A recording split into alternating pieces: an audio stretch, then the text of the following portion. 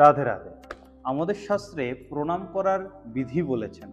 প্রথমত বলছেন অষ্টাঙ্গ এবং পঞ্চাঙ্গ প্রণামই হচ্ছে সর্বশ্রেষ্ঠ।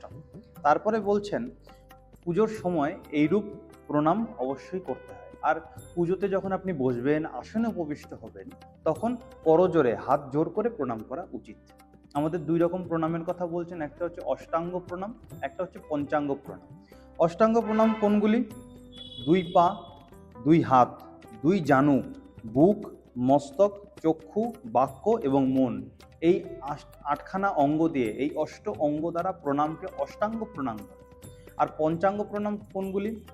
বলছেন দুই বাহু, দুই জানু, মস্তক, বাক্য এবং চক্ষু, এই পাঁচটা বিষয় নিয়ে, পাঁচটা অঙ্গ নিয়ে পঞ্চাঙ্গ প্রণাম হয়ে থাকে। তাই প্রণাম এখন থেকে করতে হলে ভেবে দেখবেন কোন প্রণামটা আপনি করবেন এবং কোন প্রণাম করা উচিত, আমাদের কিভাবে করা উচিত জানবার বিষয় আছে। রাধে রাধে।